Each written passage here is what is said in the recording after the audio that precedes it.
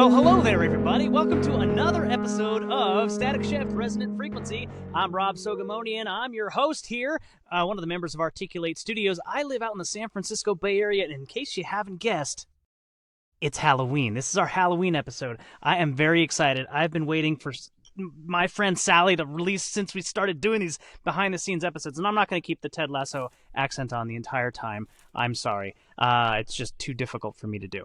That being said, I've introduced myself. I'm going to start this week by introducing some of our new people. Let's introduce Sister Margaret. Tabitha Rickard, you are here with us for the first time, a non-founding member, but on our roster, a fantastic actress from Australia. Introduce yourself and tell us a little bit about yourself. Hello. Yes, I'm what makes Static Shift global. I'm Australian voice actress, been acting all my life. I fell into voice acting last 3 years and loving it. Yeah. Love it. And you hail from the Ballarat Art Institute, is that correct? I listened to your other podcast, 25 Artists in 25 Years, and it's fantastic. So maybe touch on that just a little bit, and if people are interested, they can go and listen to that one too. Yeah, so yes, I'm from Ballarat, which is in Victoria here, and I am a graduate of the Ballarat Arts Academy, and I'm an alumni of the Ballarat Arts Foundation, and I'll soon be on the executive board of that committee as well. So they're a foundation, not-for-profit, completely philanthropy, and they support emerging artists through grants, mentorships, exhibitions, and a whole bunch of different things. So, yeah. I love that. Well, welcome to the podcast, Tabitha. We're going to get to you a little bit later on in this episode as we start talking about the episode of Static Shift. Moving on, Hannah Scribner, probably the youngest and most full of energy out of our group at the moment. Introduce yourself and tell us a little bit about who you are. First of all, Danielle's younger than me, so just going on correction really quickly. I was going to make the record. Danielle is younger than me. Like, she is also the baby, so I can't take that away from her because she is somehow baby mommy. I would like to coin that term. So, like, you know what I mean? So she is somehow baby mommy. Yeah, I'm super happy to be here. Wish I would have been here for the first couple, but I'm incredibly happy. That's on you, Hannah. I know. Yeah. That's fair. All right, somebody checks the group chat. It wouldn't be me, people, but you know what I mean. So, yeah, really stoked to be part of Articulate roster. Up-and-coming voice actor, new emerging talent. I don't know, you're on one of the top new psychological thriller audio dramas of 2025, so I think you are a made-it voice actor at this point. I'm just going to throw that out there. Yes, fully minted. It is actually the only thing I tell people about myself. I say, hi, I'm Hannah Static Shift Scribner, Hannah SSSS. How's it going? Yeah, that's Hannah Triple S, just in case you were wondering, and I like to pronounce it So that killed at that kid's first birthday yesterday. Hannah's the triple threat here at Articulate. Yes, Let's move on to this episode's showrunner, producer, editor, writer, man of many talents, Mr. Aaron Sikowski. We've introduced you on a couple of previous podcasts. You are one of the founding members of Articulate, but go ahead, for anybody who's new, joining us for the first time, introduce yourself and tell us a little bit about yourself. I'm Aaron Sikowski. I'm one of the founding members of Articulate. I am Florida man, and I wrote, directed, cast, and edited arduously this episode of our Static Shift spinoff. I was going to say, what thing that you have produced have you not, arduously edited? Nothing. I was gonna say, Nothing. That's kind of your thing. You take an episode and you pour your heart and time into it, and it shows. It shows, man. Mm-hmm. If an audio book takes 3 hours to edit for every 1 hour of reading, then I would say for every 1 minute of video/audio I make is about 70 hours of editing. That's about a fair assessment. Well, as Jason would call it, it's goblin mode, right? Yeah. Speaking of Jason, let's jump over to him. Oh, sorry. What was that, Aaron? No, I was saying I was going to say, but never mind. Moving on. Nope, you're all good. Jason, let's jump over to you. Introduce yourself. You are the showrunner of Static Shift in general, an amazing podcast that I'm super proud to be a part of. And tell us a little bit about yourself. Yeah, I come to you today from the very soggy Pacific Northwest. It's rainy season now, so it just rains all the time. And I kind of like it because things around here, things really green up once like late October, November hit. So I grew up in North Dakota, and starting maybe sometime in November, the weather was just horrible until March or April. So that was winter to me growing up, and now I'm here, and as long as you have a jacket that's relatively waterproof, you can go all winter long going outside in a jacket. And that's why I love living where I do.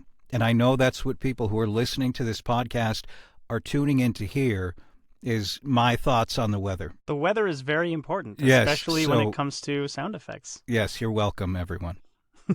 Every gate conversation has something about weather, I'm sure. I love it. I love it. Jennifer, let's talk to you next. Introduce yourself. You play you play Sally, the title character of this episode. So tell us a little bit about yourself. Where do you come from? Does Sally actually have freckles like you do? I would like to think so. I think Aaron and I know she does not. She does not. The creator Aaron's shaking his head. Does not. She absolutely does not have freckles.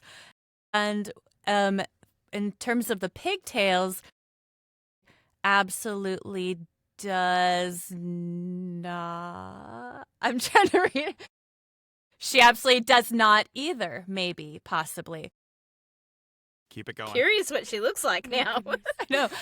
I am in Palm Springs, California. I'm a speech therapist in medical speech therapy, and I predominantly do kids-based voiceover, and that's kind of how I landed this. Very cool. Yes, kids-based voiceover to be a creepy, terrifying ghost creature from another dimension coming through a TV. But if Amazing. you want to learn from me, great too. It's fine. There's a story 100%, behind all of this, I promise. Do we get to go on a trip with you, Jennifer?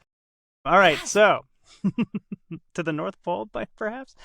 Danielle, let's move on to you. Joining us. You're not actually in this episode, are you? No, I'm invading this podcast. We love having you here. It's great to have a different perspective. So, yes. Danielle, we introduced you in the last podcast, another founding member of Articulate Studios. Go ahead and tell us a little bit about yourself from your perspective.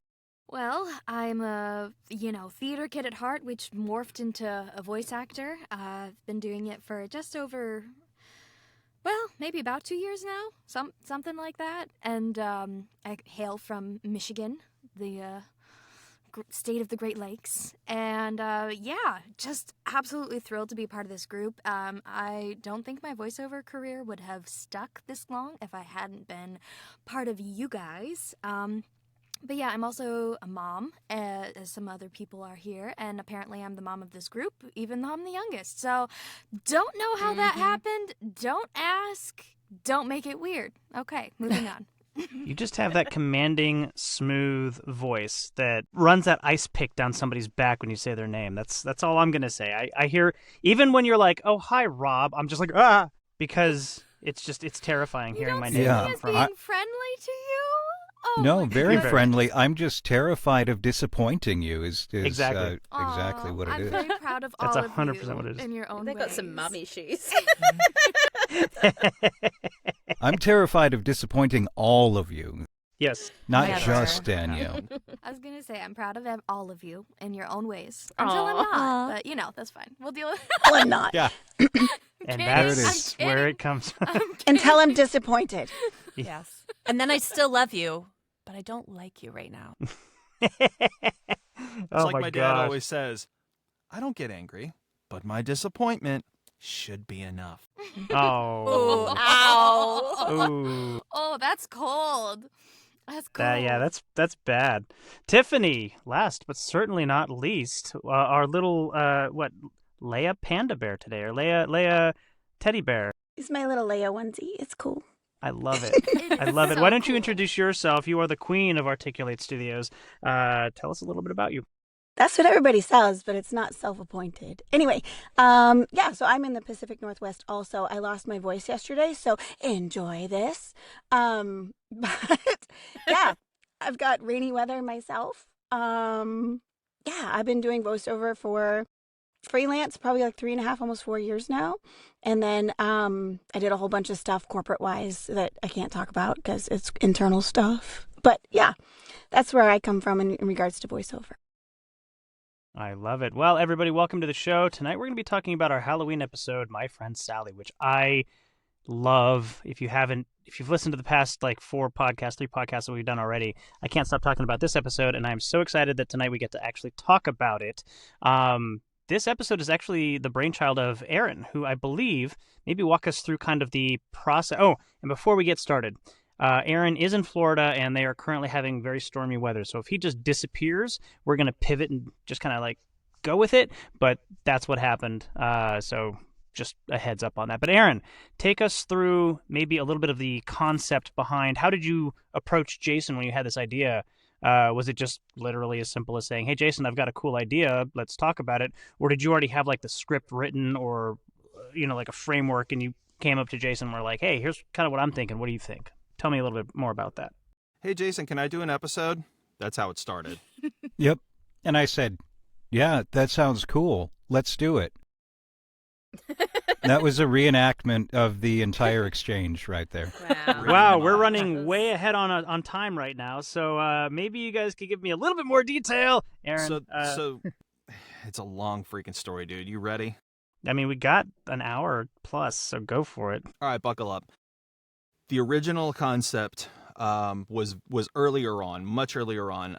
We, I believe, had already wrapped up episode 3 recording, which was, again, some time ago. Those who were in the episode, if you recall, we ran that first concept, and then eventually it flopped. I didn't like it. It didn't fit, and it was written in a way that would actually change Jason's canonical storyline, so that was a no-go. Then, sometime later, the perfect storm just happened. And this goes to counter the point of anybody who wants to try and say that My Friend Sally is a direct ripoff of this, or it's a direct ripoff of that, or, oh, you're just copying. No, shut up. Let me explain where this came from. There were a miraculous amount of events happening all at the same time that brought this to fruition, and I gotta go person by person. First, we had Jen, our star, our Sally. Jen was working with a coach, a very dear friend of many of us, and she was rebranding.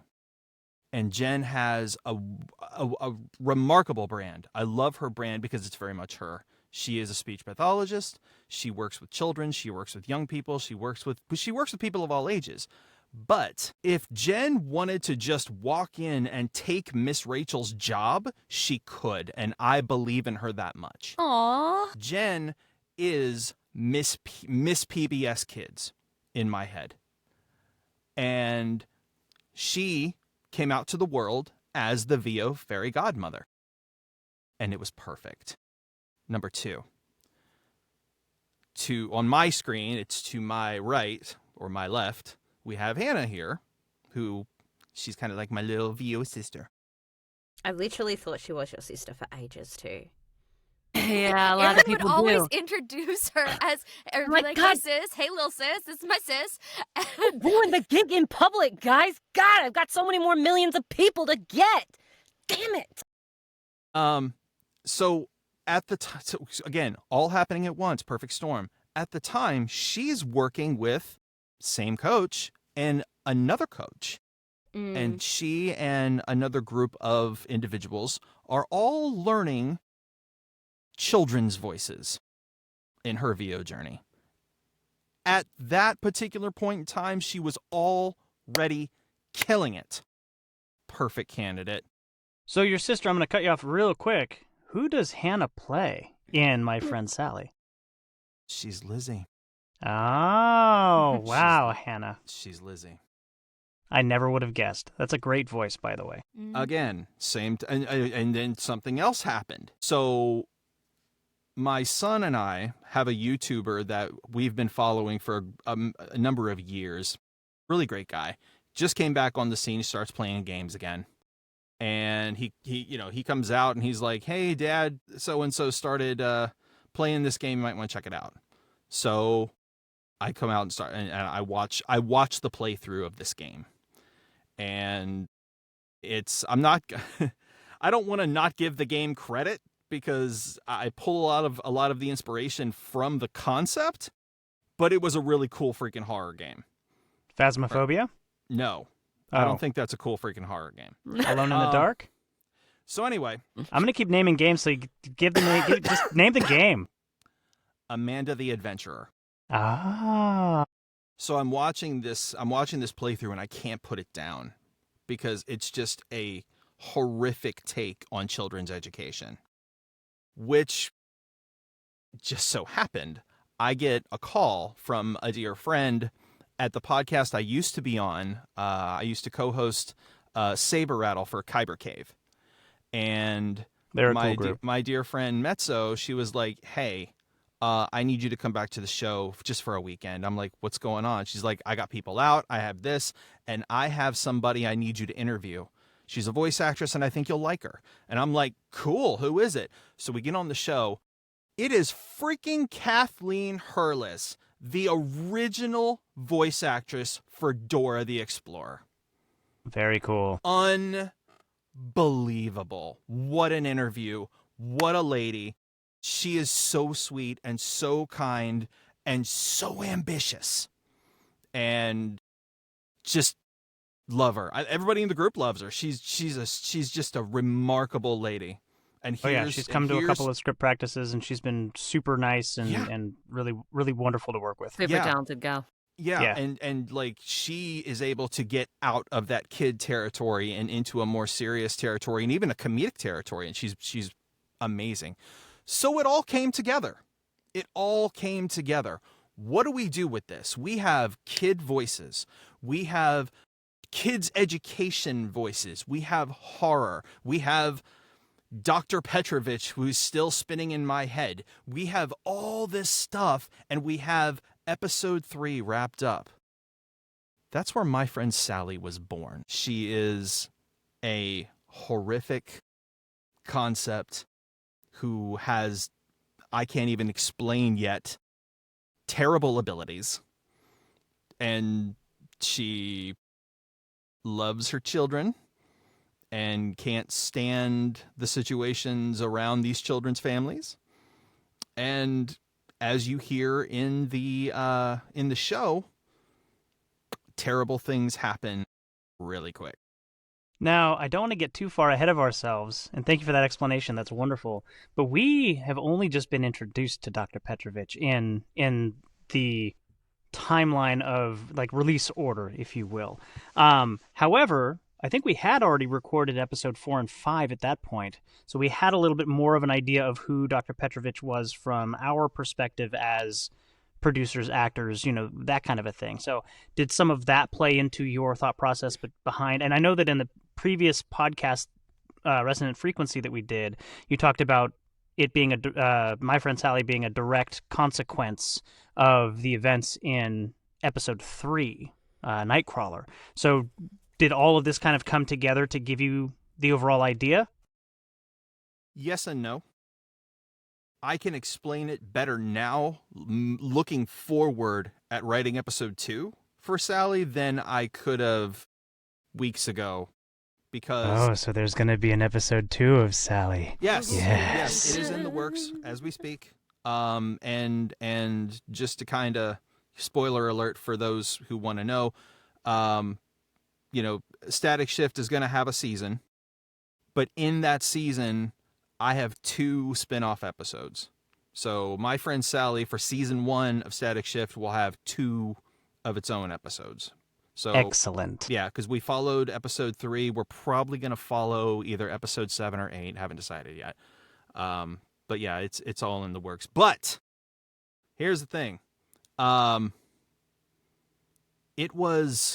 was built with a lot of ideas in mind, and it was created with cast members in mind. It wasn't one of those deals where it's like we have to audition.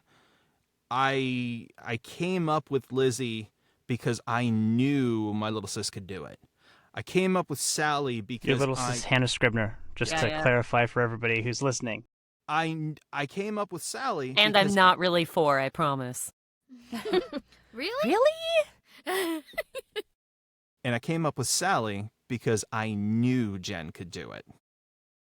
And then we needed a few more cast of characters. We needed some parental presence, which is where Tiffany came in.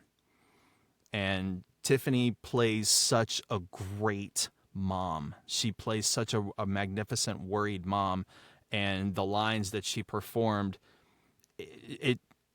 she knocked it out of the park. It worked really well. But then we had another element. And it was, I don't know where the idea came from. I just wanted to do something different. First of all, we went Catholic. That's one. But we have an Australian Catholic nun. And that's where Sister Margaret comes into play. And sure enough, Tabitha took those lines and she destroyed them, and it was so good. Sister She Marg. plays such a good Sister Margaret, and and I never saw this coming. The desperation she delivers at the end of the episode, I know we're jumping ahead, the desperation she delivers at the end of the episode, like, it still sends tingles, like, whew, that's some spooky freaking stuff. You actually jumped right to where I wanted to go, so I'm glad that you took it to Tabitha, because I just want to talk about that scream. Holy shit. Real quick, before you begin, I'm going to wrap up there. So I actually haven't been able to get feedback directly from these cast members on their own experience doing this. I was able to work directly with Hannah. I had to get recordings from Tabitha, so that tells you right there, she did it on her own. I didn't have to direct her. I think Jen and I worked together a little bit, didn't we? Yes, we did. Yeah. And I had Tiffany, recorded. I believe you delivered your lines. And of course, Jason's the maestro. I gave Jason 2 paragraphs for his DJ lines, and he's like, "Here you go, Aaron," and I'm like, "No notes." Well, I will say, I remember reading the DJ opening and closing parts and thinking, oh my Lord, did you capture the voice that I write those intros in? I read it and I was like, wait, did I write this? I don't think I did. I'm pretty sure Aaron wrote it and sent it to me, but it could have been something I wrote. So it was, I was able to step into that without even thinking about it. I love it. And it sounds super, like, it does sound like you wrote it, Jason. The first time I heard the episode, I was like, that's definitely Jason's right. Oh no, Aaron did it. Ooh, very cool. But we're going to jump back to Tabitha's scream, which how did you record that without peaking your mic? By putting the gain down. Excellent answer. Excellent answer. Yeah, this is the tech I've had tips quite a portion bit of of the podcast here. experience recording screams, so. It's fantastic. I love it. And I think that's like the cherry on top of this episode. And Jason and I had, when we were putting the trailers together for Static Shift, we would go back and forth, and he'd be like, here's the version that I want. I'd be like, we need that scream in there. And he'd be like, no, it doesn't really fit my vision of what I want the trailer to sound like. It's not. And I'm like, we need that scream in there. And eventually I got my scream in there. But you wore him down. I did. And I'm sorry. I don't usually. No, I was just done fighting. I was like, guys, I have an episode to edit here, so if anybody else wants to take this and run with it. Oh, wait, there's my thumb. Awesome. I just had other stuff I needed to do. And I don't usually try to throw my weight around like that and very much. Usually I'm pretty cool with everybody else, taking the reins on whatever they're working on, because I am not the smartest person in the room 99% of the time. But I just felt like that scream, it's so iconic that I just felt like it had to be in there. So I'm sorry, Jason, for strong-arming you on that. Well, no, I'm sort of glad that happened, because I was able to see, like, playing out in real time, here you have 2 very, very, very marginally different creative visions. And I mean by marginally different, I mean there's like a second and a half. Everything else is identical. and they do slightly different things.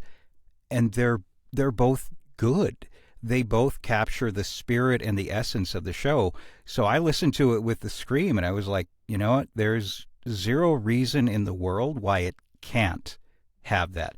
Yeah, it's a slight alteration of sort of what I had in mind, but it was a damn cool alteration. So, like, yeah, let's run with it, And I gotta say, I think the promo that we ended up with was amazing, and it captured the heart and the sound of the show.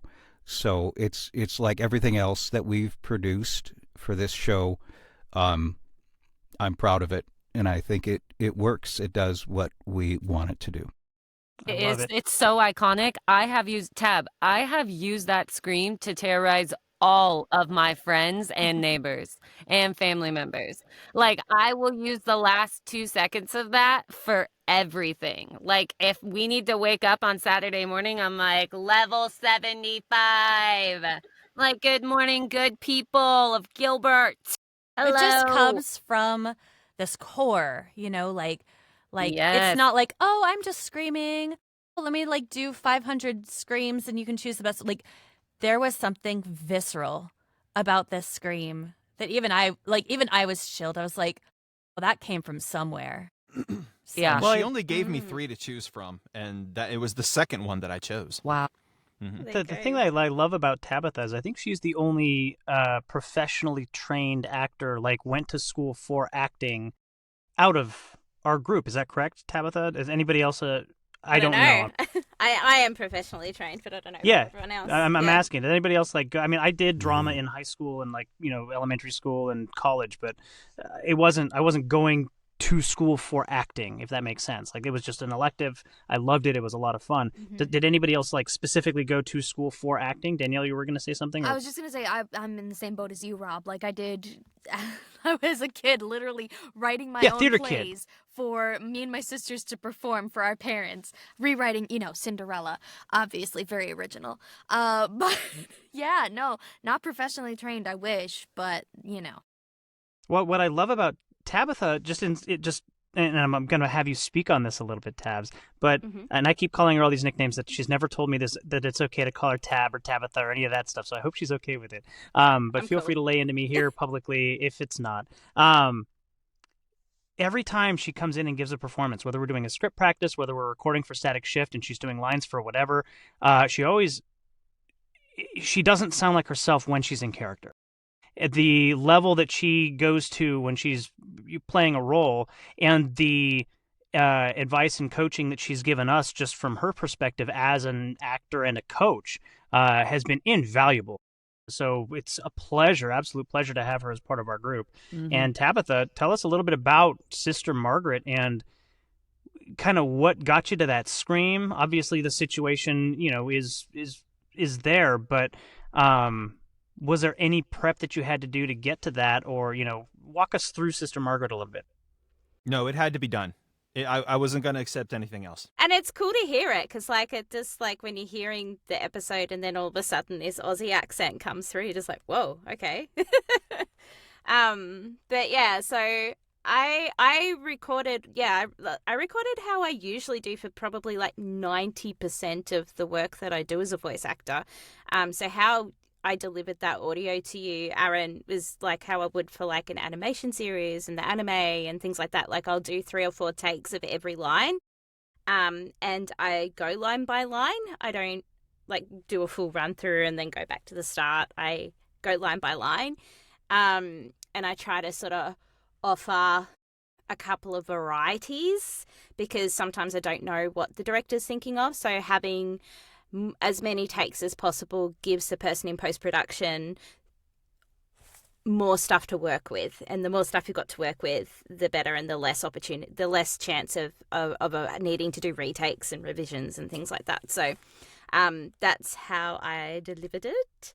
And yeah, I just stand here in my booth and I use my imagination a lot. I literally the actual scene of what is happening is in my head.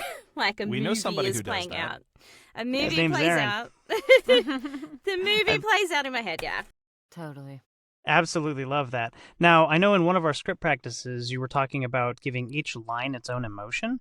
I definitely feel that in some of the deliveries in My Friend Sally, especially like when you're on the phone calling Mr. Allen, and you're like every line is.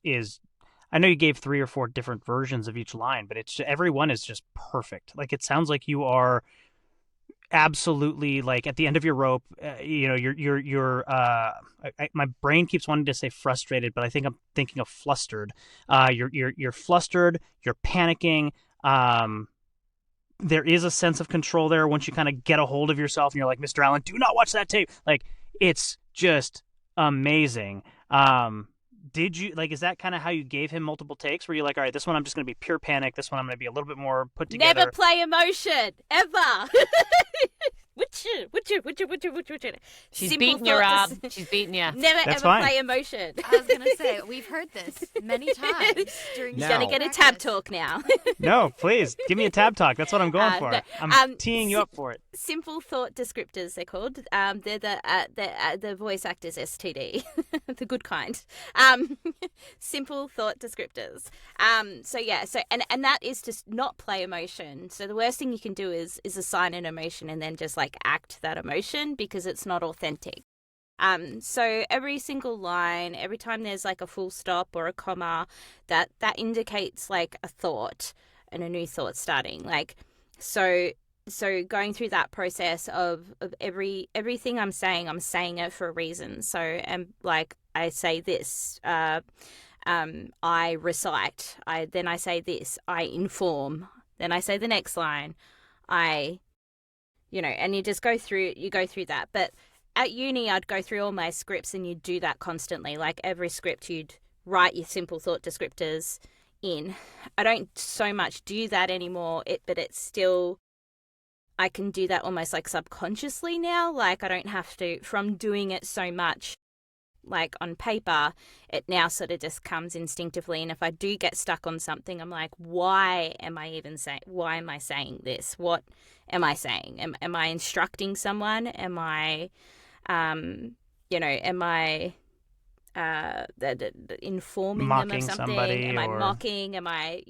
So, and then just by changing the simple thought descriptor, you change how that line is completely delivered. Like, just change why you're saying it and it'll come out completely different. So I love that. And I love that I was able to tee you up for that, because Now I gotta make a comment regarding that. Being on the receiving end as the editor, I had a choice to make. And it was an easy, probably one of the easiest choices I made throughout the entire process. When she hit me with, Mr. Allen, do not watch that tape, I had to make a decision. Do we start the creepy foreboding music right there? She delivered it so hard that it literally stopped me in my recording process. Because when I was recording Mr. Allen's lines, I waited for her to deliver her stuff and then I recorded against it. She literally stopped me. Like, do not watch that. Like, I was stunned in my booth, right? So as I was editing it, where was I going to begin the music to make this really, really creepy, right? I couldn't do it there because that's an audience shocking moment. That's where the whole story gets flipped on its head, is when she just goes into full desperate mode. And I'm like, whoa, okay, yikes.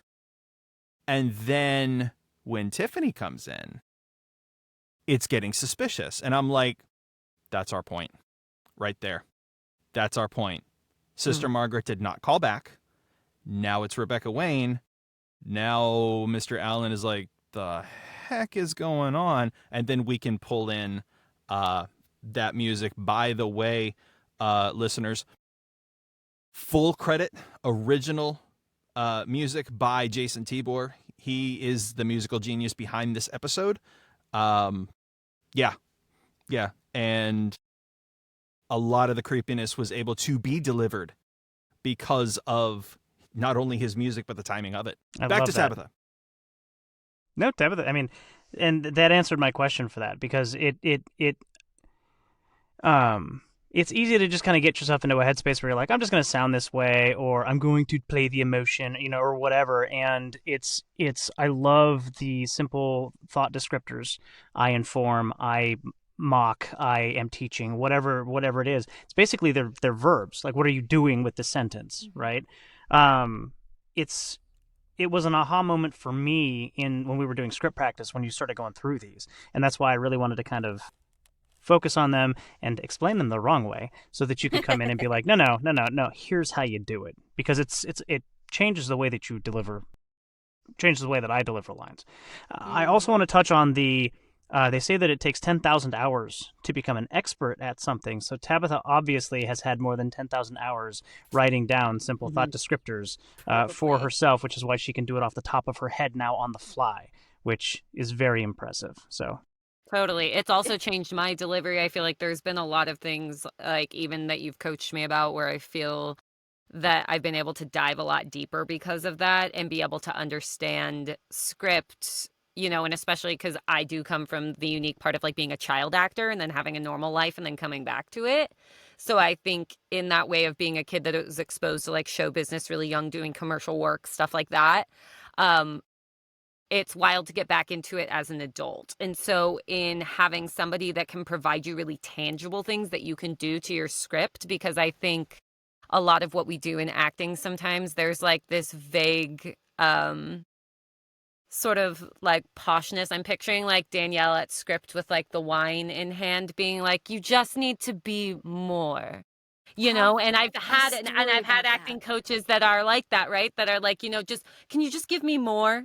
Which is wonderful. And that's great feedback to always have. But what can more look like? And what can that look like in tangible steps? And I think having real things that you can connect to is part of what makes you such a great mentor. But I think also part of what it really is to learn the craft, right? Not just to make voices, to actually craft characters, right? And give them meaning and purpose, motivation. Danielle, Yeah, so you had a story? I do. I've been, okay, not to be the overthinker of the group, but I've been wanting to tell Tabitha this for a while because I realized something that hadn't clicked previously and then clicked afterwards. So anyways, story time. Script workout, right? I read an audition that for the group that I had given for an audiobook for college girls, like how to go through college life 101 for girls, whatever it was. Remember that. Oh, yeah. Same. Yes. I remember too. So I gave the first read and it was fine. But then Tabitha was like, yeah, maybe relax more, lean back, hold the glass of wine. And so I did physically lean back and hold the glass of wine. But here's the thing that I realized. I gave the read and the Tabitha was like, but you could have been more relaxed, more like this. And I was like, what are you talking about? I have the glass of wine. And I realized when I have a glass of wine, I'm like, oh, girl, let's talk about the gossip. Let's get giddy and friendly. And the read was very more like, I'm your best friend. I'm your girl. We're going to like, what's the word? We're going to like vibe over this or whatever. We're going to talk. We're going to have girl time. It's going to be great. And then I realized what you wanted, the picture for me that would have made it click, was holding a cigarette and be like, hey, girl. Oh. Welcome to college. And I was like, that would have been, if you had said, or if I had heard or thought of the picture like, hey, holding a cigarette, that would have given you the read that you were wanting versus the one I connected in my head. And it was so interesting to me because we all have different pictures and different things that mean different stuff to us. So like Tabitha saying, oh, have the glass of wine, like be nonchalant, be like, oh, I'm cool, I've been here for so long. But also for me, it was like, oh, glass of wine, we're gonna connect, we're gonna talk, we're gonna be laughing Totally. So it was so interesting, and I've been meaning to tell Tabitha that, but then I was like, it's been so long, would it be weird? Would she think like, oh man, she just thinks... You just made this whole podcast weird. Yes, Danielle. Good job. Thanks, Danielle. I'm super uncomfortable now. So now, if I was directing you again, I now know that cigarettes relax you. No, but like getting a cool guy, Danielle just needs if she needs to chill everyone, we just tell her to imagine she's puffing away on a ciggy. More like the black and white movie films where it's like everyone had a cigarette. I'll go grab and one there's this downstairs. woman. I got you. You know what's bad? And no, you didn't make anything weird, Danielle. I think that's a beautiful story, actually. And it does kind of explain that, yeah, sometimes, what I say that means something to me doesn't mean the exact same thing to anybody else in here. Because you guys, we're all if you want to get super philosophical about it, we're all universes unto ourselves. We all have our own experiences. 43 years of everything that I've gone through, 97 years for Aaron, 21 years for Jennifer, 16 for Hannah, 14 for Danielle. We've all got our different life experiences here. Okay. And by the way, Danielle, every time we do a script practice has a glass of wine and a bottle on reload. No, I'm kidding. I'm totally kidding. I have one glass. I'm just messing with her. That's I'm how totally she gets through kidding. it, you know? Yeah. It's I wanna, it's my treat. It's like, oh, I get to do script with my friends. Here's my little dessert treat. And you have to put up with us, so Yeah, that is Mhm. true. I Yeah, have it's And to Robert. Jason's creepy man voice, y'all. You don't want to hear that. I want to hear from Tiffany next on Rebecca Wayne. Rebecca Wayne. Yeah. So Sorry, she I don't mean doesn't to have drive a the ship here, Rob. No, you're good, man. Everybody can jump in. I'm happy to let you guys drive. she doesn't have a big presence in this, but I had to put myself in a situation where I have a young child, right? So I had to put myself in a situation where my kid is missing, right? And that's how I delivered those lines. It's like, well, I'm calling anybody I can possibly think of that might possibly know where my kid is, right? And that's where that came from for me for that particular line. And I know we did that, we did those lines in a group read. So that was really helpful to kind of bounce off what I was doing and how the scene was playing out. So yeah, that's how I did it. And I'm sure being a mom, like, obviously affects your perspective because as somebody who doesn't have kids, right? That's going to totally change my perspective as much as I can be a character, right? Like, I would have to relate it so much to, like, my gaggle of little sisters I have, right? And, like, if anybody does want them, take them. But I think about, like, when we were even first doing this and my character happened to be called Lizzie, right? And when I was doing some of my reads and stuff, I think about Danielle was like, I gotta go, man. Like, I can't deal with, like, that name has personal meaning, right? And how real that is about certain things that we do, right? Because that can connect to your own parent, your own child, right? Like, what do you do when you hear that and you do have to go to such a dark place for a lot of things? And I can't imagine, having to bridge, it's only an act.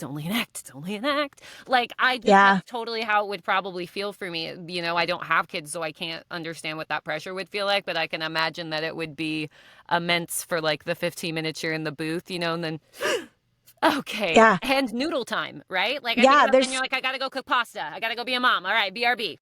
There's certain scripts where, I've written scripts for myself for different things that have tapped into that emotion because it is such a strong emotion to tap into. So if I need to go to a place of desperation, right, and I have to have those thoughts of desperation, then I start thinking about what it would be like if something happened to my kid, right? And it just puts me there immediately.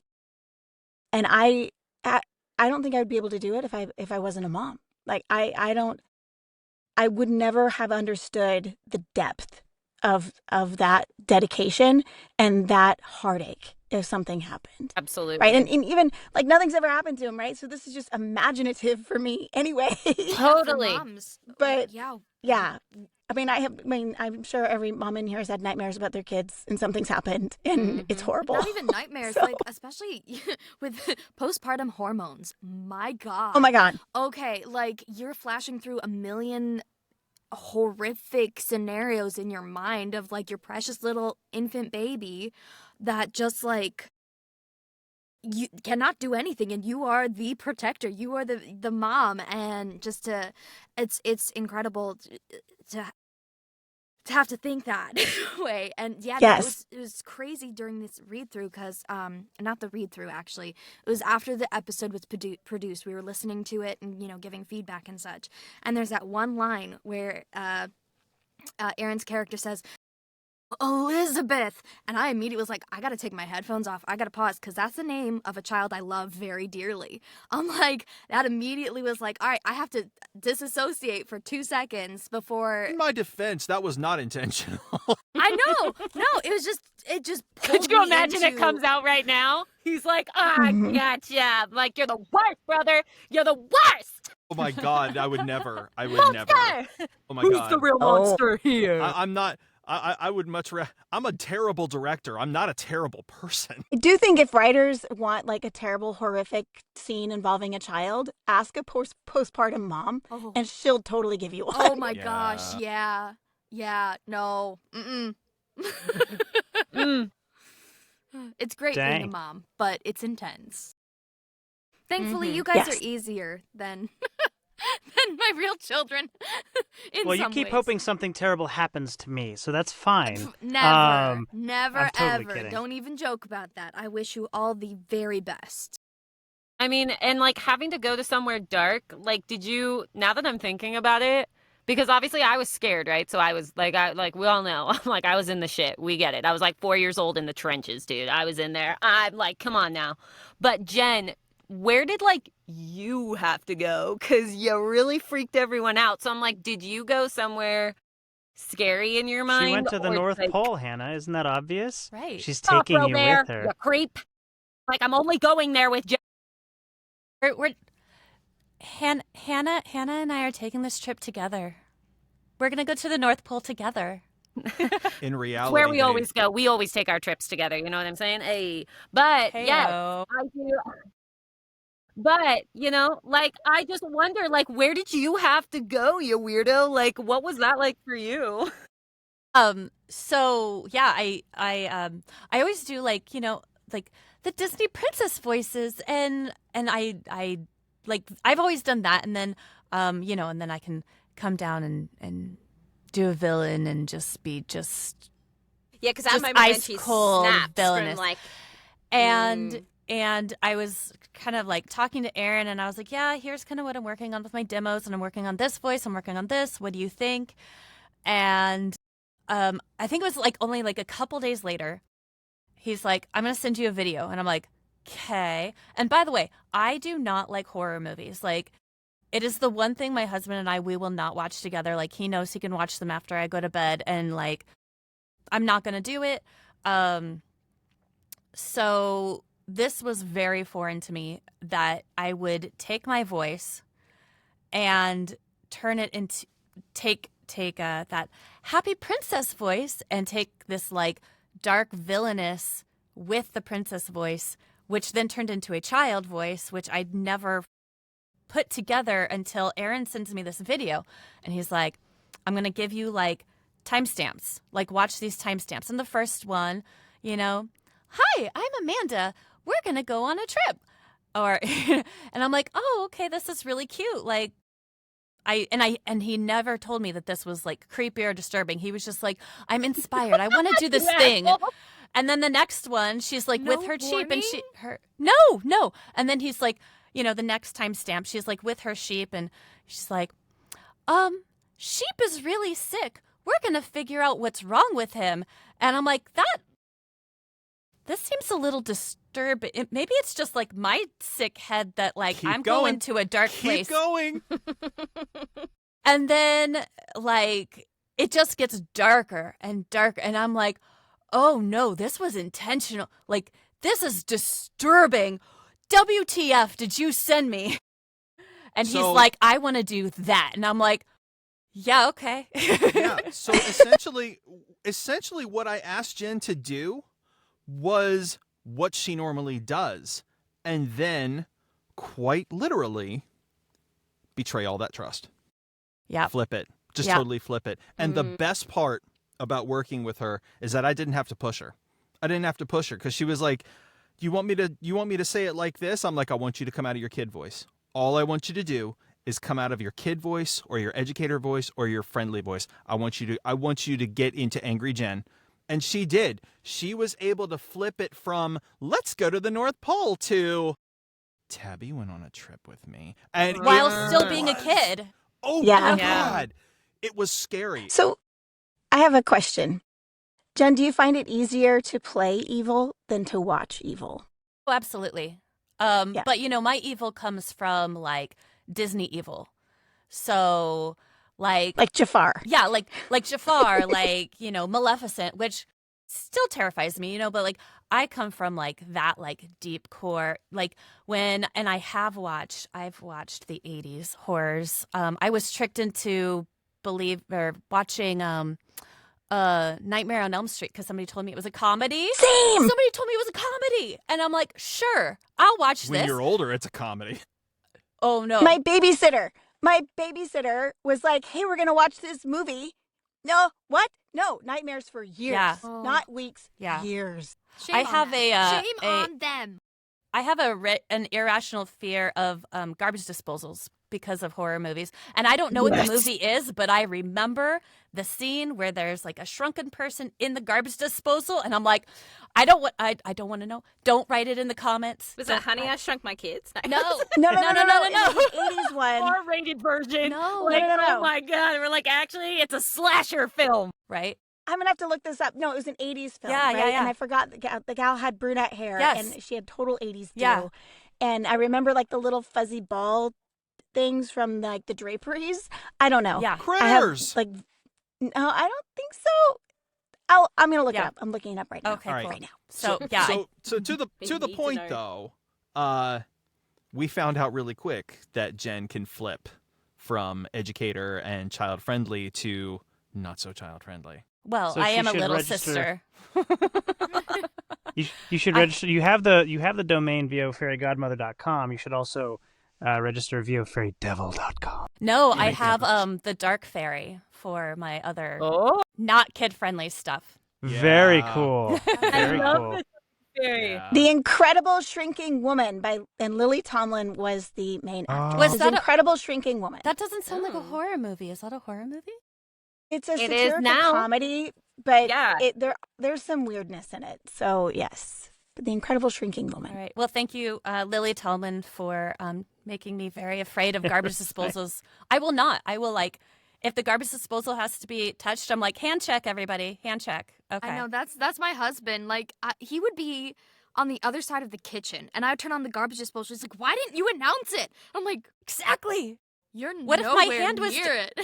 What if my hand was there and I wasn't paying attention? I don't know. Let me take 4 more See steps what back. this even is. Is it Respect a it. sync? Is it that sync thing? It's okay. That- Yeah, it's the same Okay, thing. right, cool. Yeah. Yes.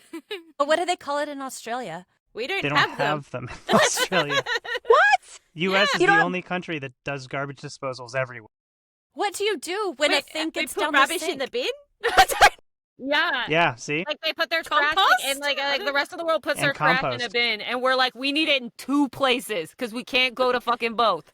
But if you can put it in 2 places, we can. No, do my that. sink can chew it up for me. I just put it in the sink and it eats it. We It's didn't- great. It's not a Exactly big right. we Don't hurt have to our think of own it ever trash. again. Actually, that's Rubbish or just like food waste? No, No, just like food the- scraps. Like Yeah. food scraps, Food like off the scraps. dishes and stuff like Yeah. that. Crumbs, things Yeah. like that. Because if you're already washing the dish, if it's got food on it, it doesn't make any sense. I'm not trying to explain. It's the American, probably some form of laziness, maybe just a little. We don't want to walk to the trash bin, scrape our food off, go back to the sink. It's more It makes it- convenience. It's an inconvenience. It makes the trash stink. It is Right. true. True. Leia? That's true. Okay. It Yes. does. It does. And we don't have to do. We don't need a trash bag for the disposal. Anything. Yeah. We don't need to change a trash bag. Just rinse it down. And you don't compost. It's No. It's coming. Getting What, yeah. Okay. what would we use that for? We don't have gardens. I do. I use composting for my garden. So I want to. Right. I just. There was a lot Okay. happened. Once we That's the finally American got a thing. It's like house, I want to. I feel like I want to, but no. But I I mean, will nah, when my kids yeah. are not babies. When I don't have little babies, I will do it eventually. It up in San Francisco. we do. We've got initiatives to kind of start educating people on how to do it, what it does, where you can do it, and what it's good for. A lot of people still Compost, don't do that it. is. It's Yeah, compost. Yeah. clarify. Yeah, we recycle. We do. We've been recycling up here forever. I think most of the country recycles, but or at least has a program for recycling. I know in Georgia they didn't care; everything went in the garbage. But in some other, in states like California and the Bay Area, we have been recycling since I was a kid. Like we were learning about that when I was like 2. Reduce, Oregon reuse, has all recycle. that too. Yeah, so does Yeah. Michigan. Yeah, What an interesting side quest we just went on then. 100%. Yeah. And tonight Yeah, on 100%. garbage My friend disposal. Sally and compost. We started with weather, Sally. Jason, and then now we can add a trash. song to the set list. Garbage Yes. disposal. Yes. I love it. I'll Now, write it I'm down. actually kind of surprised that there were no garbage disposals in this episode because they are terrifying. I think that's what we were going for with the side quest, right? No. Maybe the next one. It's fine. Maybe Yeah. the next one. Okay, I Yeah. can't listen to that one though. The real enemy. Yeah, Yeah, no, Jed's out, guys. me and It'll just be like a fork going around in the garbage. Oh my god. That's the So- worst. I Yes. actually worse. And who's going to record the foley for it? I mean, I can. What were you gonna say, Aaron? Let's visit Lizzie. Oh yeah. I said who? Yeah. She's like, what? Hannah's like, who are you talking about? There's no Lizzie here. What? There's no Lizzie. Yeah. Yeah, that was pretty, it was pretty crazy to play a kid because, a lot of the work that I've done is children based, right? And opposite from Jen, it's, being a kid, right? Like Jen does do that, but a lot of what she does, being VO godmother, I'm so over like adjacent to that. And in doing little boy and little girl voices, there's a lot of different thought patterns and emotions and stuff that goes into that, right? Because you're not thinking about the same types of things. And you also have to think about, how little kids deliver their words and what that would be like as a lived experience for them and how confusing things would be. So it's very confusing for yourself. Even sometimes I notice that, when I am sometimes really in character as a little kid, I'll even come out of my voice because I'm actually scared, which is a really good thing because I can slip, then back into character understanding that. Lizzie was really fun, I think, to play for the first part, obviously. I got to make you feel bad for like a whole session. I was like, you're so mean, Dad. Like, well, come on now. And then, I just remember recording that last part together where she's so scared. And it was so physical for me that by the end I was like, all right, dude, great session tonight, man. But I'm going to go, go back to, I just needed to take like a Claritin or something because I was so drained from being so scared and crying so much, which of course, that's the weird part about being in like the booth compared to what like on-screen actors do, or at least, in the little part that I've done. And obviously I know that Tab can probably corroborate this.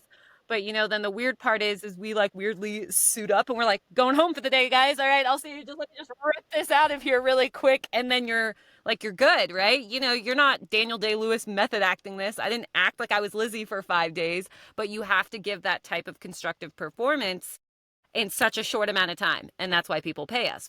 True.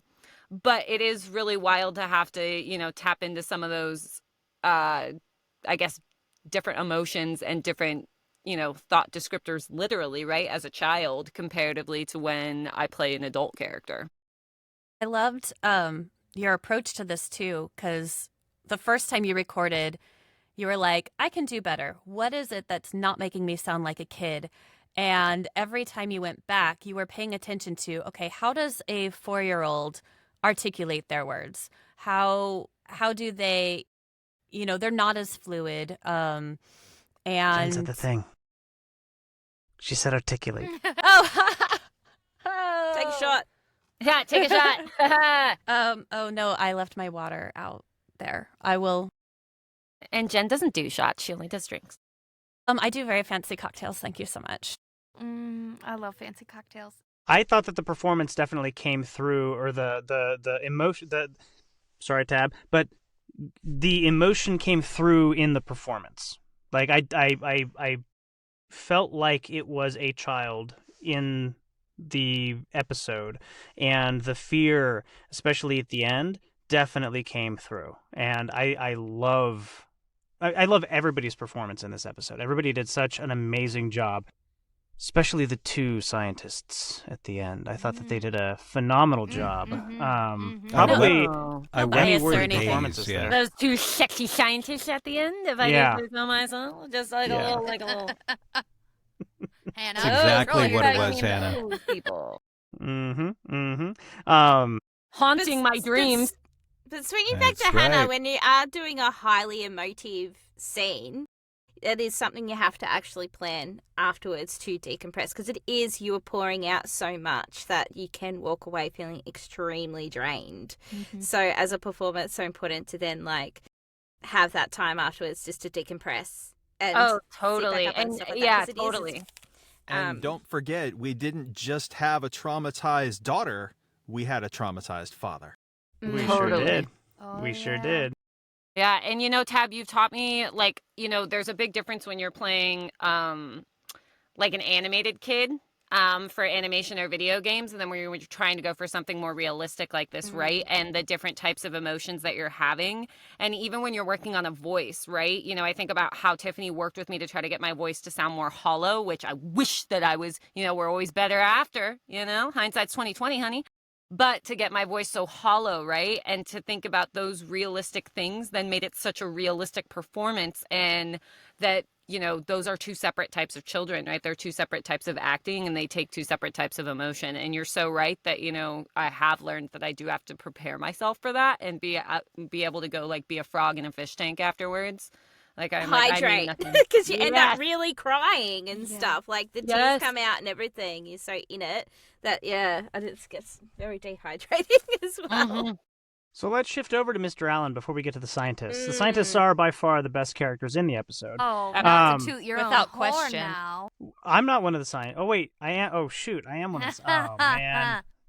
Gotcha. And Oh, you didn't know. I Oh. forgot. It's been so long since we recorded. Yeah. But the father is played by Aaron, also the writer, producer, everything of this episode. So, Aaron, tell me how, he seems like he's going through some shit. The dad, Mr. Allen, in this. Seems like he's got some stuff going on, maybe in the background. Got a ex-wife, boyfriend. Daughter seems to be maybe at that age where she's causing a little bit of mischief here and there, things like that. Tell me a little bit more about Mr. Allen. I had to revisit a time in my own life where I wasn't Mr. Allen, but I definitely felt his pain. There were several places in the lines where you didn't hear him, you heard me. Like, come on, Elizabeth! That's me.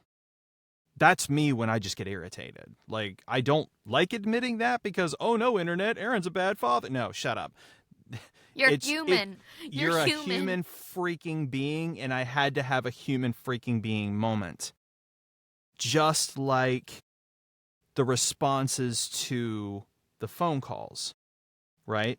Like, and I touched on this last week when I said, sometimes in audio dramas, we're painting the picture with words, and if it were real life, maybe we wouldn't say what was said because it may come off as cringy, right? Like, walking back into the room and then saying out loud, hang on, I paused this. I didn't turn it off. Now, if it were for real, nobody in their right mind would ever say that out loud at 10:30 at night. They'd walk back in, they'd see what's up, and they just turn the stupid thing back on. We get that. But again, we're establishing context, we're creating the scene.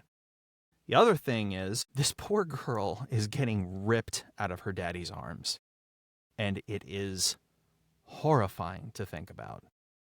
I had to go back, just like I did with Tabitha. I had to go back because I hated my performance so much. I picked out and I repainted the scene with what Hannah had delivered, and she delivered a lot for me to choose from, and I picked the most desperate, the most heartbreaking, all of it of what she sent over, and I painted a new scene. And then I went back in and I reread, probably for like the 6th time, the lines to even attempt to match the greatness that was her performance, so that we have this desperation moment of this poor little girl, but also this poor guy. Yeah. Mr. Allen, as you said, Rob, has been through the shit. Does he have anger issues? More than likely, depending upon how he responds. But did he deserve this? No. No, he didn't. And you had mentioned like, cherry on top was Tabitha's scream, and I respectfully disagree with you. The episode, in my opinion, has 4 cherries. Ooh. It does. Jen's giggle. Yeah, you when- creep. Yeah, I just hear when Jen's Tabitha voice. says, "Mr. Allen, do not watch that tape." Mm-hmm. When Hannah screams, "Daddy!" for the last time, that Oh my broke, God, yes. that broke my heart. And then when she starts crying and it's, "Oh, baby, I'm so, just give me, I'm so sorry." That was a me moment. I hate admitting that to the world. But sometimes when you're a parent and you're just like venting, and rather than getting okay, the child is scared and they're not going to do it again, you just see them break down and you have to catch yourself. And you know what? Props to all the parents who do catch themselves. That's a heartbreaking moment when you break your child's heart. And that's what happened here. It's like this little girl is crying. And it's like, dude, shut up and stop and take a look at your child. And that's where, all right, I'm sorry, baby. I'm sorry. And she had enough efforts to actually make the hug work. Mm-hmm. It worked. Yeah, audibly. It was yeah, so, you can hear the fully. I was so blessed to get that from her. Mm-hmm. So I mean, those, all of those are amazing scenes. those Absolutely. to me are like, I mean, I Honestly. love Tabitha's scream. It's a great horror trope, but trope's not what I'm going for. I wanted to scare people, I wanted to break hearts, and I wanted to remind people that Static Shift can get pretty real. Mm-hmm. I think you did that, honestly, Aaron. The whole episode, as much so I don't like horror myself, so for the first several times watching this through, I had to turn the volume way low because I'm like, ah! But when I finally did listen to it at full volume, it was like, it's a masterpiece. It tells such a real gritty story where, you know, it's full of moments that just like pull on your heartstrings, moments that you're like, I've been there. And I think not just parents can relate. Like, just being a real human person who's gone through hard times can hear something in that episode and be like, they can relate. They can pick it up, and you did an amazing job of pouring your heart not only into the script, but into, you know, directing, casting, editing, everything. And that's just, I mean, we've come to expect it of you. We know you when you produce an episode. I mean, same with everyone who has produced episodes so far. It's gonna be amazing, and you never fail to make it shine. So I appreciate that so much, but I'll be honest with you. The one thing that was going through my head the entire process was the fear that Jason would tell me it's not good enough, it's not brand, and he wouldn't like it. Totally. I was I get so that. scared of that. But I you were really editing was. in Adobe, weren't you? Studio One. Oh, Studio One. Okay, it's not like you were I know. editing in I understand that Audacity reference. We'll get to that in Jason, yeah. We'll get No. to that in another episode. But no, I mean, I seriously, like, as much as I think I gave 3 times the fan dub effort. Everybody in this room knows what that means. Oof.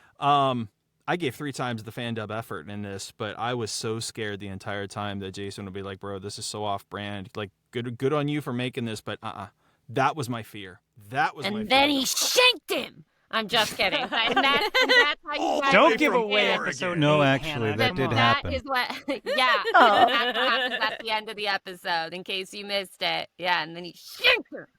So, speaking no. of end of episode, we were going to talk about the 2 scientists. Yes. Yeah, the scientists. They're okay. All right, everybody, Yeah, thanks for all joining right. us on this episode. No, I'm kidding. So rude. What rude? What rude scientist? I'm like, aren't So- you supposed to be Ted Lasso? I've never even seen it. And he's supposed to be nice, isn't he? I'm the very sci- nice. So the scientists, before you get into it, are a departure. They are a departure from the end of a typical Static Shift episode. Static Shift will give a very creepy, foreboding, echo effect, hand-selected lines going into the next episode. I didn't want to do that. Since this was mine, I wanted to create something that could tangibly lead us into what's coming next, or at minimum, keep you guessing as to what really happened. The scientists were, in my opinion, a pretty decent execution of this whole thing not being supernatural. This was elaborate. It was set up, and clearly evil had won. Well, and I think when we were recording it, we hadn't been able to hear the produced episode yet, right? Because we got our script, and Jason and I recorded together, if I remember correctly. And it was just like, okay, this terrible thing has happened, and you guys are just kind of doing the aftermath. So you're in a research facility, you guys are getting readouts, go. And then, you know, I love playing characters who are kind of like in power, you know, not like henchman power, right? Like not the head honcho guy, but yeah, you know, we're over here, we feel like we're badasses, and then Jason puts me in my place. You don't know who you're dealing with. Yeah, that's right. Everything that everybody has said about this episode, I couldn't agree with more.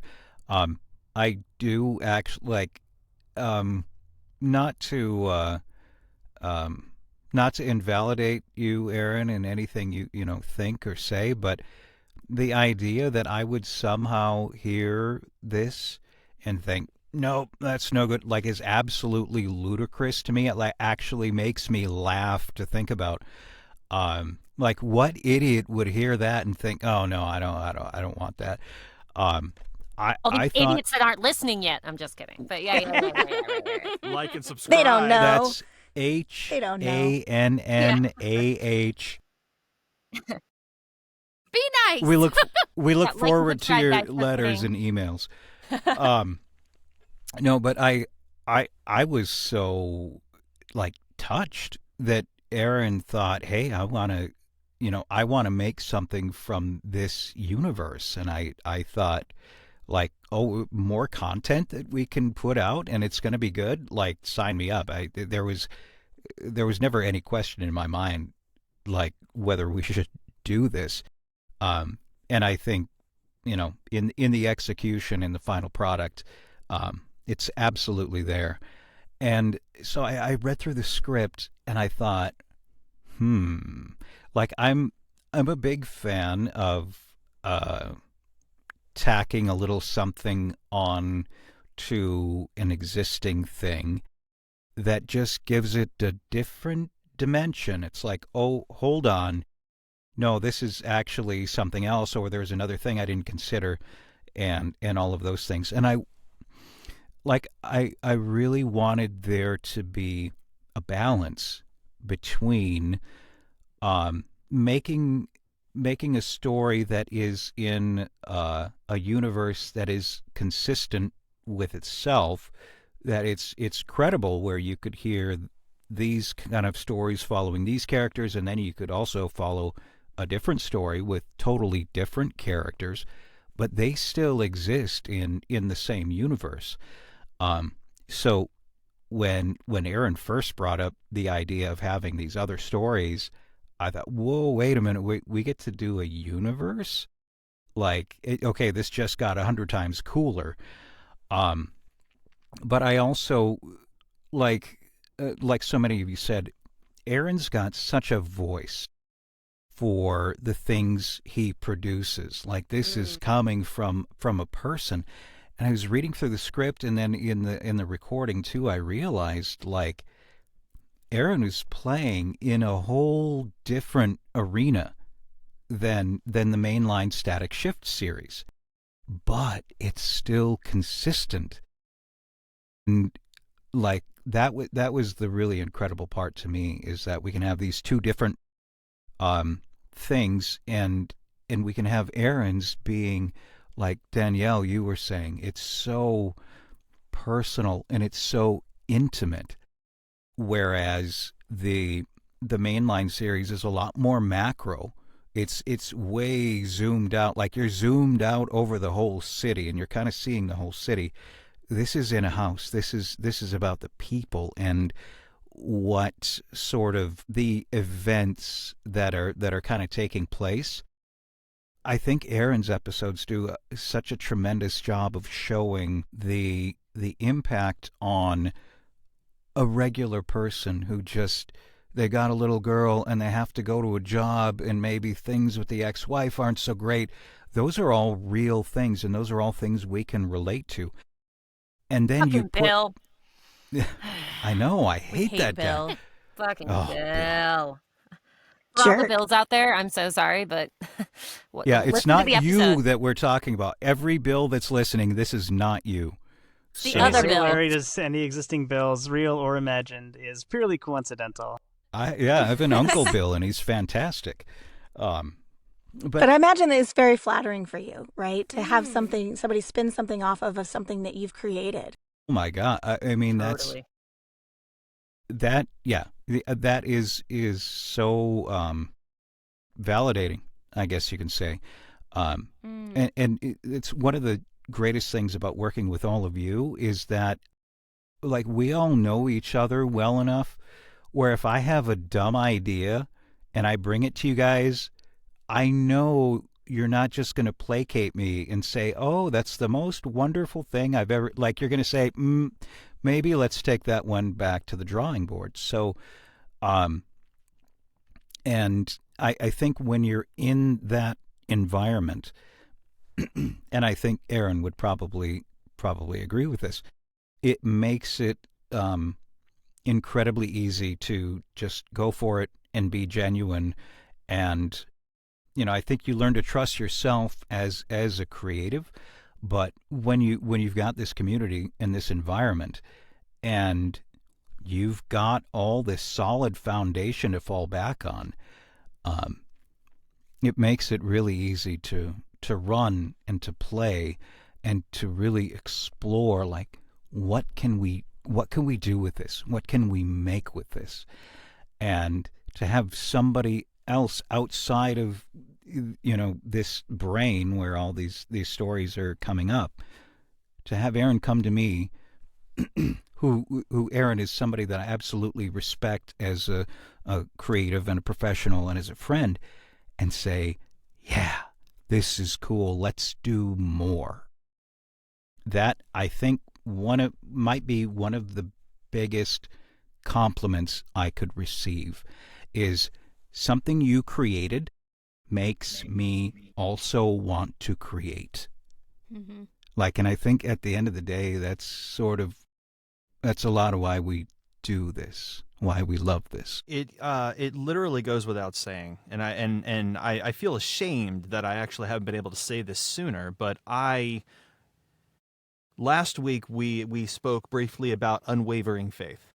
How when I'm in a session, having to be Matt Kaufman or a punk teenager or whatever Jason calls me to be, to be biblical, but I deny myself and provide our director with unwavering faith. Completely unwavering. That script got flipped on me in this because I had to have unwavering faith in all of you. And I've been told in the past that I'm a terrible director because I'm just very hard to work with, and I can be. And I'll own it because I'm very, very precise with how I want something to land. Like, I know what's going to be impactful depending upon the scenario. Can that change? Yes. Did it change? Many times. Did it work? Yes, it did. But I have to have unwavering faith in all of your performances. And I did. And it's a testament to, again, for the fourth week in a row, how well this family works together, regardless of our end goals, whether we're going to be the next Miss Rachel, whether we're going to be the next AT&T girl, whether we're going to be the next Blizzard narrator or the next JMC. It doesn't matter. The chemistry this family has, the faith we have in each other, the friendships, the good times, the bad times, the hard times, the funny times, the sometimes drunken times, they all Never. lead. Always. Never. Jen. So they all lead to great things. They really do. They really do. From beginning to end, I want Static Shift as a whole series, whether it's a mainline directed by Jason, whether it's an episode directed by me or by Rob, or Tiffany wants to take one up, or Danielle wants to take one up. All I want in the end is for people to just absolutely embrace the world that we create and lose themselves in it, have fun, or feel.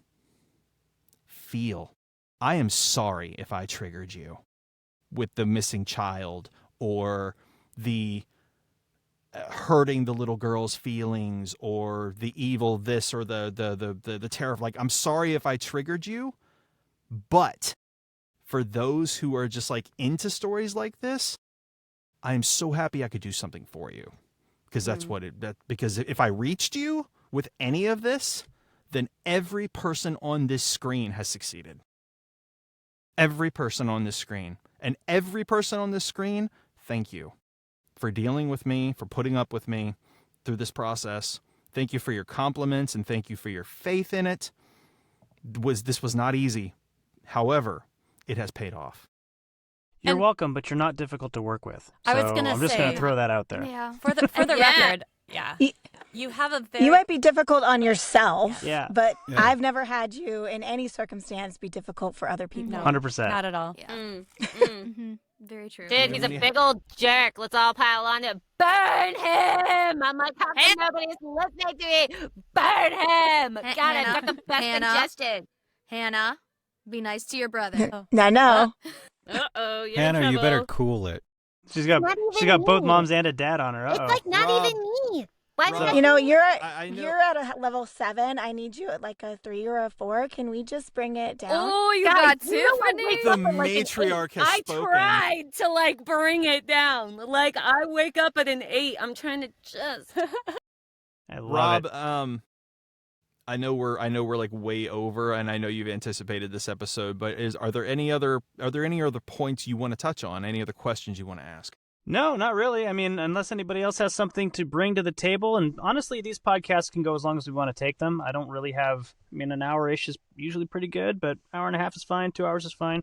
So if anybody 4 does have anything else, yeah, 5.5 hours is good. I think No. people would Thank love you. that. I've got But if anybody, I've got kids. I know. I need my sleep. yeah, Hannah is I'm here. tired. You've already yelled at her. Yeah, guys, I'm like literally right here, and you told me I could stay up past bedtime. So There you go. There you go. I said, ask your mom. Mom said it was okay. So, no, but I don't have anything else to bring. I mean, I love this episode. I love the discussion we had today around it. I think we hit on all the points. We talked about all the characters. We had a lot of fun, I think, making fun of each other and also giving each other compliments and just reflecting on how good of an episode it was and how fun it was to produce. And we have a record number of cast members on today. We have, 7 of us, or what, 7? Yeah, 8 of us on today. I can count, I swear. And, not every episode's going to have 8 people in it, but this was an episode that had a lot of moving parts, a lot of different things going on, and everybody brought something to the episode, except Danielle, sorry. But she brought her spirit Thanks, and her guys. fear every time we listened to it. Okay, as somebody else who hasn't even heard it, she was there doing more work, okay? Facing her fears every day. We were like, fear factor, bitch. Ready? Count to 10. See how long you can last. Poor Danielle being like, I love How it. many times can we get her to mute the whole situation? That's how we gauge how good the episode's going. like her and I just bets on who was going to be last, where I'm like, are you still in? And she's like, I'm still in. And I was like, I was out the second Aaron started playing it, actually. Yeah, yep. Okay, I good, yeah. typed to you. I'm like, okay, the scary bit's over. Yep, yeah. That was all that it was while this was coming out, guys, was like, imagine me and Danielle going back and forth and her being like, okay, well, actually, I'm actually out too. Will someone tell both of us when it's okay, perfect, green flag? 70 hours invalidated right on the spot. Yeah, right there. And that's what little sisters are for. I'll be here all week, people. I love it. So before we wrap this up, I do want to kind of give the listeners something to look forward to. We are going back to the mainline story next week, which is awesome. There is officially going to be one more Sally-related spin-off story before the end of the first Static Shift season. However, Articulate Studios is in the process of bringing something new to the table for what I'm calling the off season, because Dun dun dun. our genius writer Jason Tibor is gonna need a season to create an even better season to top what we've already got, we have something fun in the works, and we hope that you'll be looking forward to it. People are auditioning for it right now, so... That is going to be a really cool series. But we'll get into that when we do our Resonant. I'm trying to think of a way to say it, and I can't. Our other spin-offs behind the scenes. Resonance Meow. That's going on the set list too, Jason. I'm writing it down. Resonance Meow is going on. Resonance Meow. Oh, that's a good one. Yeah. Yeah. I'll start working on that after we're done. This one's going to be called Renaissance. Ooh. Thing. Ooh, So we've that would work. We've got yeah. resonant frequency. Now we can have Renaissance frequency. Yeah. And that's a tip to what's Oh, Exactly. yeah, it's a little bit of an Easter egg in there. That's what I was trying to do on the fly, and it didn't happen. Rob but can I do got and it. I'll call it because out so that people know. Rob can do this because Rob is the one who produces the podcast, so he has the freedom to do this. We don't get a say. Everybody gets a say. Thank you all for joining us on this week's episode of Resonant Frequency. We all hope you enjoyed my friend Sally, one of our favorite episodes of this season so far. There are more coming, and there are some really cool things happening in the future. If you have any feedback, if you've listened to the episode, you want to send Aaron some hate mail about how he triggered you, please send it to staticshift@articulate with the number 8.studio.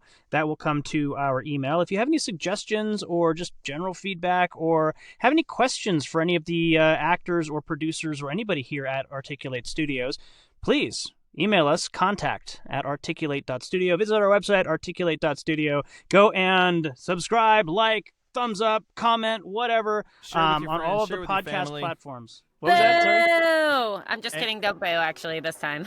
And if you share in the triggeredness, email Danielle at Articulate Studio. Excuse me, what? But yes, My goodness, please that look. get in touch with us for anything that you have, any questions, any comments, any particular feedback, and we will see you on the next episode of Static Shift next Wednesday, and the next episode of Resonant Frequency next Saturday. Have a great night, everybody, and happy Halloween. Happy Halloween, everyone. Sally says hello. Happy Halloween, everybody! And insert the sound of that sync thing. We're gonna have God, no.